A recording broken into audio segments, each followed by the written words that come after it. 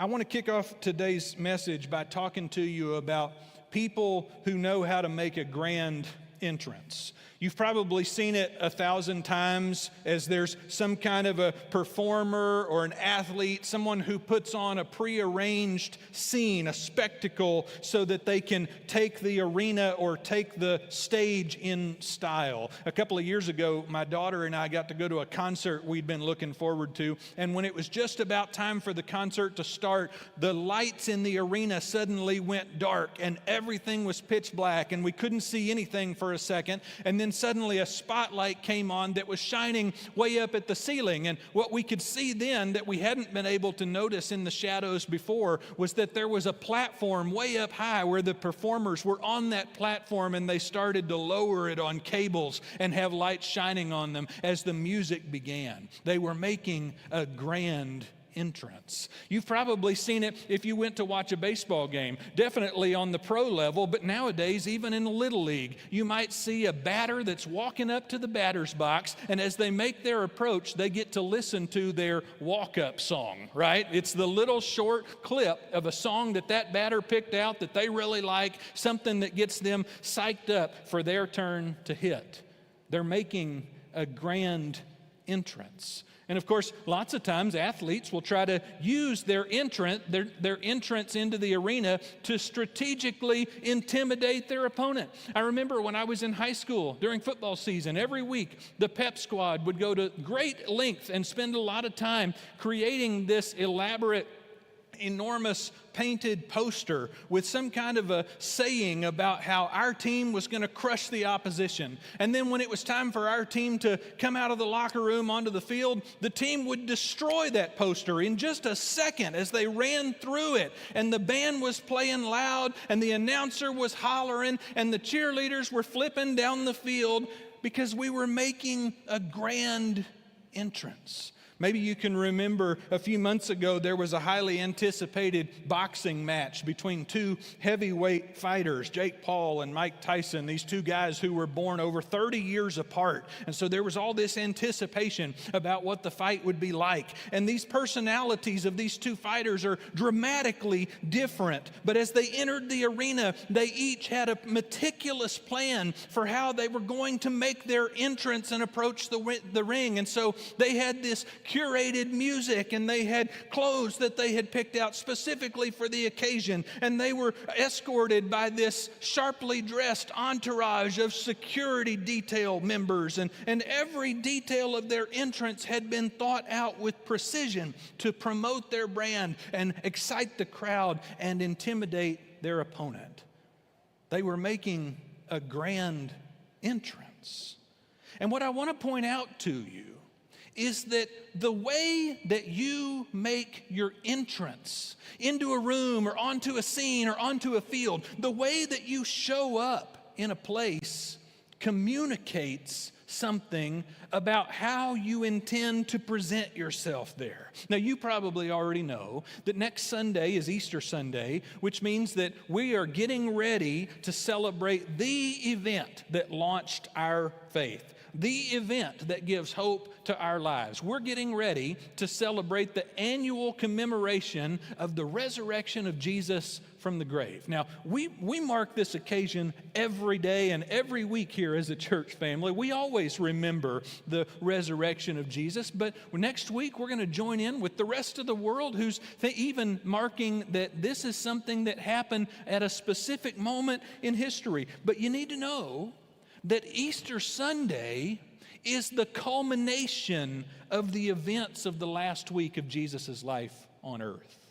And those events that happen in those last few days of Jesus' earthly ministry, those events are important to help you understand the story of redemption and to understand the nature of Jesus' mission, to help you understand what Jesus was accomplishing when he sacrificed his life and rose from the dead.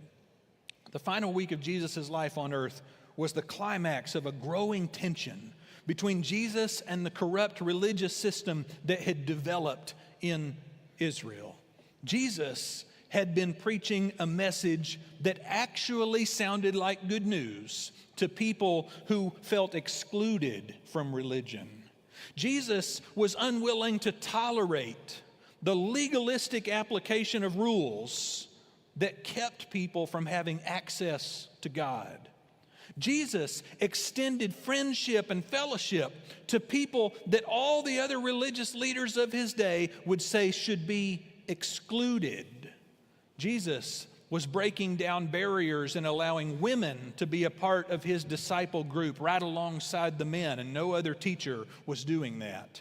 Jesus was criticizing the priests and the Pharisees who knew a lot about God up here, but who didn't know God right here because they never could grasp the concept that God is love. And most of all, Jesus claimed that his message was from God, that he was sent by God to speak for God. And Jesus' opponents were so offended by that claim that they had decided they had grounds to arrest him for blasphemy and to seek capital punishment for him.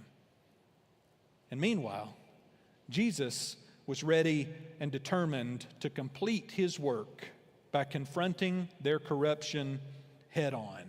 And so in Luke chapter 19, Jesus makes his entrance into the city of Jerusalem for the moment that all of his ministry has been building to. He makes his entrance arriving in Jerusalem, the capital city and the home of the Jewish temple, and Jesus makes a grand entrance that I want to tell you about this morning. Jesus arrives in Jerusalem as part of a steady flow of pilgrims who are coming in from out of town, making the pilgrimage to Jerusalem, to the temple, to celebrate Passover and the Feast of Unleavened Bread. But in those days, Israel was an occupied territory of the Roman Empire. Now, you may remember, if you studied in your world history class, that the Roman Empire's key to their keeping the peace was to use brute force to put down any groundswell of rebellion, any ideas of insurrection. They called it the Peace of Rome or the Pax Romana, but really that just meant we're strong enough, we're big enough, we're bad enough to conquer anybody who gets it in their head that they're going to rebel against Rome. And so one surefire way to get the Roman government riled up, to make the Roman government nervous, was for a bunch of pilgrims to come together in one place to celebrate a historic event when their God delivered them from a foreign nation that was ruling over them. The Romans didn't like the sound of that, and so Passover was one of those occasions when the religious and the political tensions in Jerusalem were heated. They were escalated. And the historians tell us that at the time of Passover, when that would roll around every year, the Roman governor in the region knew this could be a problem, and so the Roman governor would bring about an extra 1,000 soldiers from the Mediterranean coast all the way to Jerusalem to reinforce the troops that were already garrisoned there, just in case any kind of rebellion started to crop up. And so it must have been a sight to see. That regiment of soldiers making the march in from the west through the city gate. One theologian, Marcus Borg, described it this way. He said, that procession of soldiers must have been an impressive visual display of Rome's imperial power.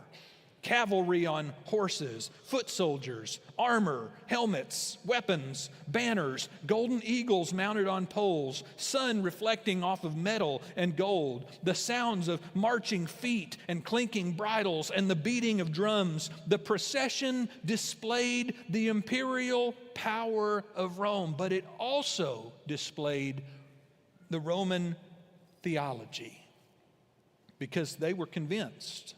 The Roman Empire was built on the idea that the emperor was the son of a god. And so the Romans, they knew how to make a grand entrance. And their entrance into Jerusalem at the time of the Passover every year was intended to be a spectacle. It was intended to be intimidating, because if you show up in large enough numbers and you look like you're capable of inflicting a lot of damage, there's a good chance that you can nip any little rebellion right in the bud. And so Pilate, the Roman governor during Jesus' time, would have arrived in Jerusalem just like this, at the head of a large contingent of soldiers, and everybody knew that there were more soldiers where that came from if they were needed. But then on the other end of town, on the east side of the city, Jesus was preparing to make his entrance. And we find the details in Luke 19, beginning in verse 29. It starts with this strange little mini episode about Jesus borrowing a young donkey. Luke tells it this way. Luke says, as Jesus approached Bethpage and Bethany at the hill called the Mount of Olives, those are just some geographical landmarks to help you situate where we are. Luke says, Jesus sent two of his disciples, saying to them, go to the village ahead of you, and as you enter the village, you will find a colt tied there, which no one has ever ridden. Okay, that's an important detail. Jesus said, untie the colt and bring it here. And if anyone asks you, why are you untying the colt? I mean, this is like Grand Theft livestock, you know. Why are you untying the colt? Just tell them the Lord needs it. Which is apparently what happened. These two disciples were sent ahead, and they went and they found things just as Jesus had told them that would be. And as they were untying this colt that nobody had ever ridden, the owners of the colt stepped out of their house and said, hey, what are you doing?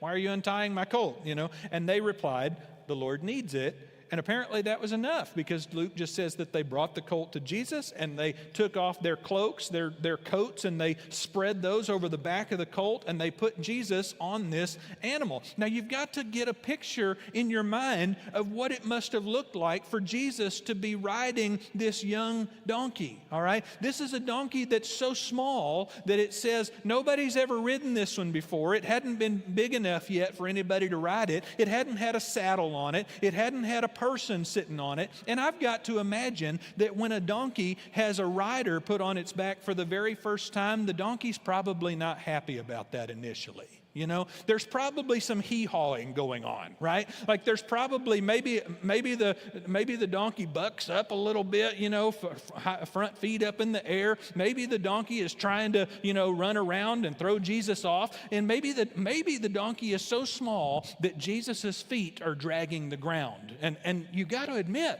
this is kind of a little bit of a silly scene. It's certainly not very intimidating.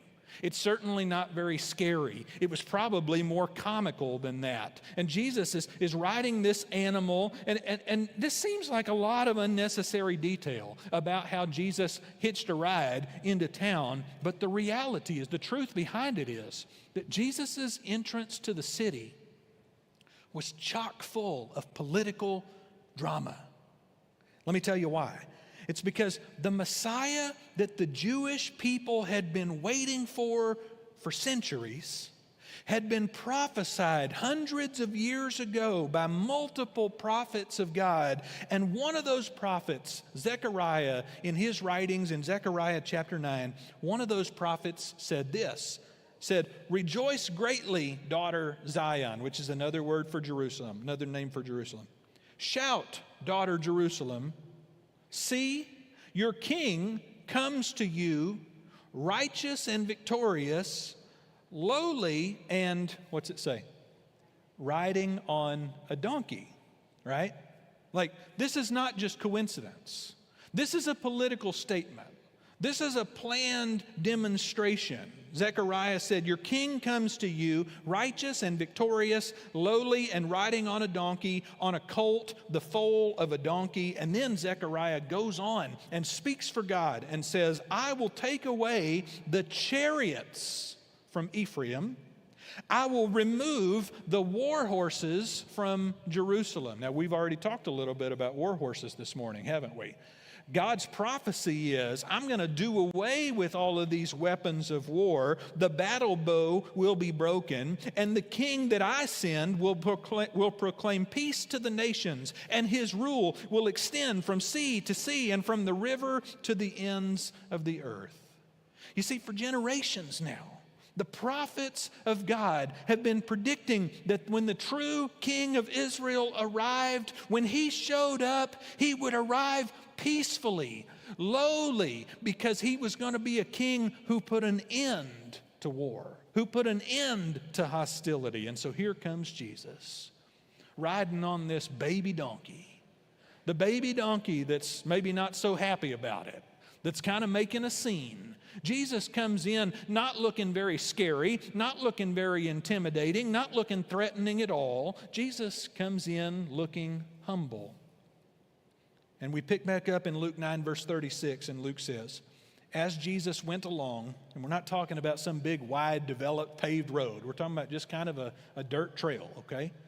As Jesus went along, people spread their cloaks on the road as a sign of honor, a sign of deference. They take off their outer garment and lay them down as Jesus is making his way. And when he came near the place where the road goes down the Mount of Olives, which means he's descending into the city, the whole crowd of disciples, which are followers of Jesus, we're talking about people who have been with him, the whole crowd of disciples began to joyfully praise God in loud voices for all the miracles they had seen. The people who had been with Jesus, who had traveled with Jesus, who had listened to Jesus' teaching, the people who had seen what he had done and how he had rescued them and healed them and fed them, the people who had been with through the thick and thin, all of that with Jesus so far, began to worship God because of what they had seen, because they're starting to put the pieces of the puzzle together. They're starting to recognize the signs of this Messiah that's been promised. And they start using some words of worship that you'll recognize from the song we sang together just a few minutes ago. Blessed is the King who comes in the name of the Lord. We sang those words. Hosanna, some of the other gospel writers will say, was used right here. And it said, peace in heaven and glory in the highest. And so I want you to get in your mind's eye, use your imagination to picture this scene. Jesus is riding into the city on a donkey, and his disciples who have been traveling with him, they're moved to worship God because of what they've seen Jesus do. And in your mind's eye, I want you to contrast these two processions, these two grand entrances. Because coming from the west, you've got Pilate, the Roman governor, with his troops and all of their weapons of war. I think we have a slide for that. Pilate with all of his horses, swords, and shields. And then coming from the east, you've got Jesus, the teacher from the hill country, with one lone donkey and a handful of disciples making a scene, taking off their cloaks, laying them on the ground and yelling something about him being the king. Now, if you'd been a casual observer in Jerusalem that day, if you'd been somebody who just was in town and you saw these two processions happening, you saw Pilate coming in on the one side of town, and then you happened to be over on the west side later that day and you saw Jesus making his entrance on the donkey. If you had been a casual observer watching both of these groups come into town, you probably wouldn't have even connected the two in your mind.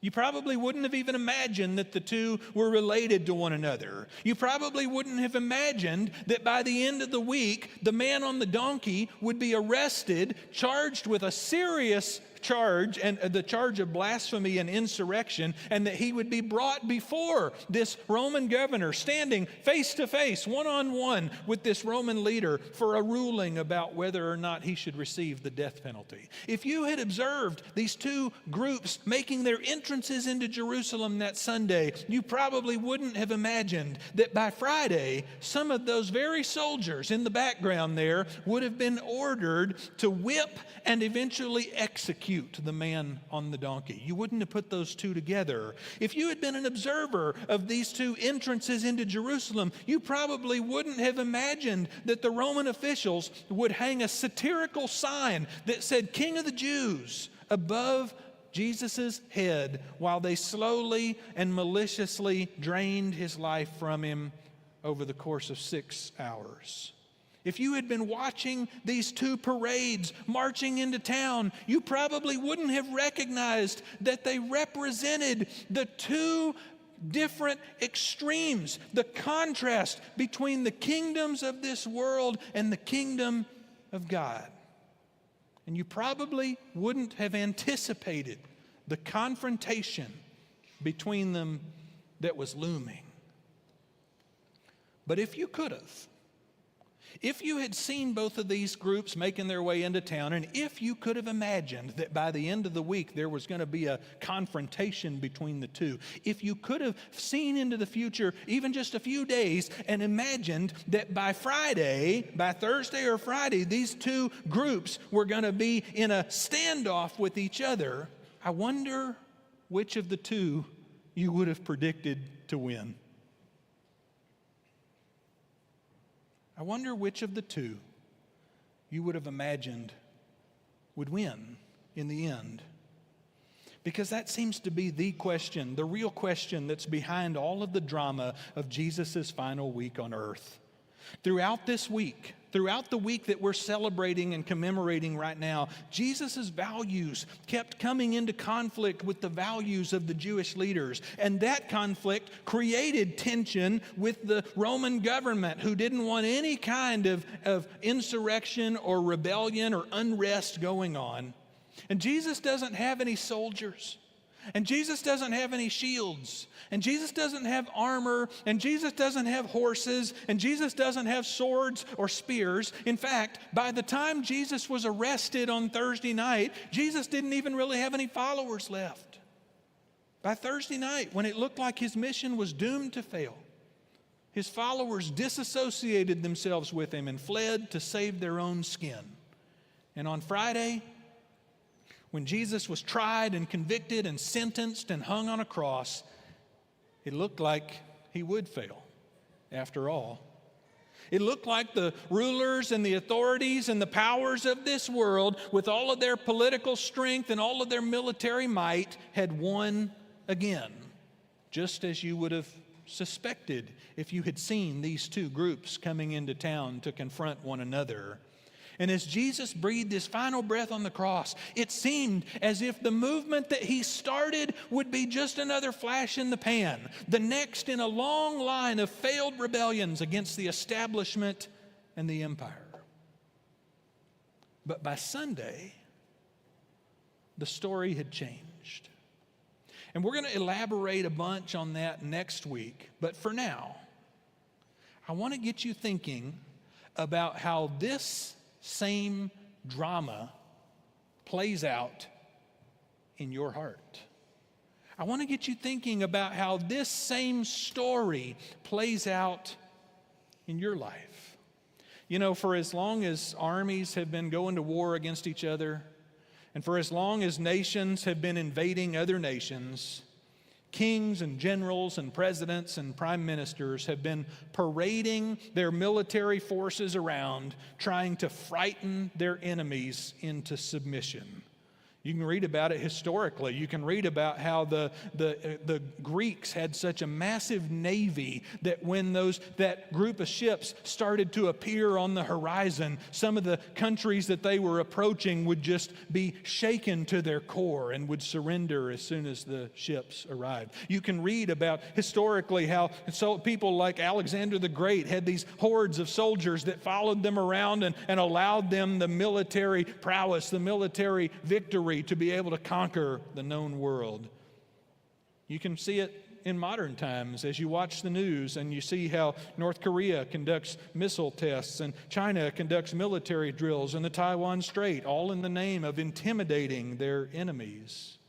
And then this week, Multiple news sources are reporting that here in our country, on the president's birthday in June, the U.S. Armed Forces are planning a massive military parade on the streets of Washington, showcasing some of the firepower and the strength that is supposedly at our disposal. It's an old, reliable strategy. An old, reliable strategy of the kingdoms and the empires of this world to rattle the sabers, to flaunt the fleets, to send a message that says, nobody had better mess with us. But I wonder how this story plays out in the life of someone who knows how this story ends. I wonder how this story, this narrative plays itself out when we have seen that there is supernatural power, there is divine power that elevates and exalts those who live their lives with love and gentleness and kindness and self-control. I wonder, because I'm convinced that the struggle of our Christian journey, the story of our faith life, is that every day we're going to have to make a decision about whether we trust the virtues and the teachings and the ethics that Jesus taught us, or whether we're going to trust in our own might and our own power and our own strategy and our own wisdom. Every single day, we're going to have to decide, do we believe that the words that Jesus said about loving your enemies and praying for those who hate you and forgiving the people who mistreat you, do we believe that that is the road that leads to life, or do we believe that the road that leads to life requires power and strength to scare everybody away from messing with us? This has been the challenge for people trying to follow God for generations. Way back in the Old Testament in Psalm chapter 20, the psalmist wrote these lines and said, "Some trust in chariots and some trust in horses. Some trust in fighter planes and some trust in tanks. And some trust in missiles, but not us," the psalmist says. Not us. Not those of us who know the character of God. Not those of us who know the story of God. Not those of us who know the track record of God. Not those of us who know the history of God's interaction with His people. Not us. We don't put our trust in horses and chariots. We trust in the name of the Lord our God. And this is the challenge. This is the challenge because every single day, in 1,000 different ways, our lives are going to put before us this decision. Do I believe that the way of Jesus is the way to life? Or do I believe that I know better? And this is what faith journey is all about. You know, I've had friends who would tell me stories about being invited to go to a horse track or a dog track and to watch horse racing. And I'm not a betting man, but I've heard some good stories about people who went and thought, well, while I'm here, I'd like to at least try it out, you know. And so they decided to put a little money down, but they didn't know anything about the animals, didn't know anything about the horses or the dogs. And so they'd go and look around in the stable or the paddock or the kennels, and they'd go and they'd try to make a decision based on what they could see. And they'd look around at the horses and say, well, maybe the one that seems to be eating the best food, or maybe the one that seems to have the shiniest, healthiest coat, or maybe the one that seems to be the most energetic, or maybe the one that's resting, you know, and they just kind of guess based on what they could see. But really, it's just a guess. But wouldn't it be different? Wouldn't it be different if you already knew ahead of time the end of the story?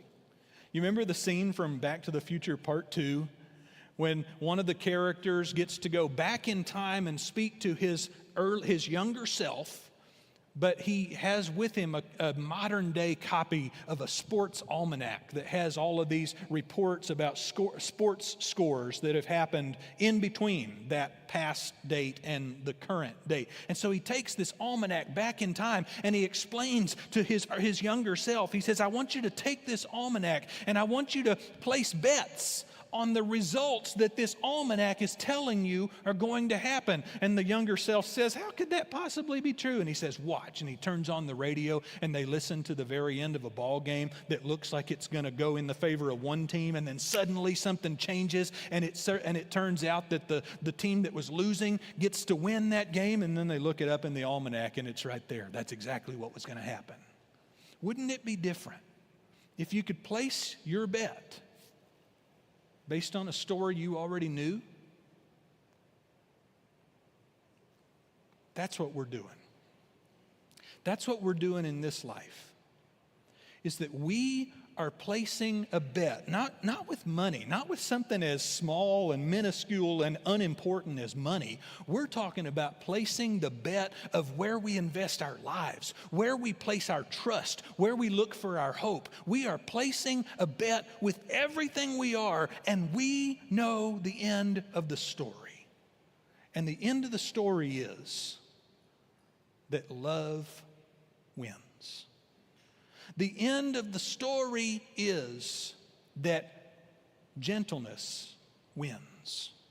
The end of the story is that self-control wins. The end of the story is that kindness wins. And not just because we outlast somebody else, it's because God elevates and exalts those who are loving and kind and gentle and self-controlled.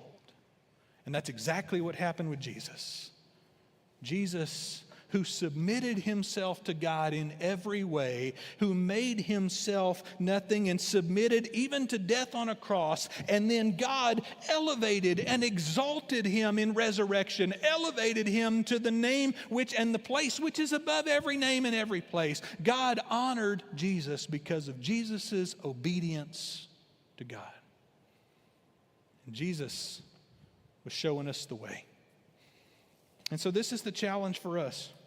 As we make our way through Holy Week, as we imagine and commemorate and remember what it was like for Jesus to wash the feet of all of those disciples who were about to abandon him, as we remember what it was like for Jesus to pray, God, I wish there was some other way to do this, as we remember what it was like for that posse of people to show up in the garden and arrest Jesus, as we remember what it was like for him to appear before the Sanhedrin and be spat upon and be slapped and be punched in the face while he was blindfolded, as we remember what it was like for him to face that trial knowing he had done nothing wrong, as we remember what it was like for him to be turned over to Pilate, that Roman military leader who couldn't care less about Jesus and just wanted to keep the peace, as we remember what it was like for Jesus to be accused and convicted and sentenced to death and sent off with these Roman soldiers who would strip him of his clothes and put a crown of thorns on his head and beat him with sticks and whip him with a whip that had bones and glass shards sewn into it, as we remember what it was like for him to carry the cross, as we remember what it was like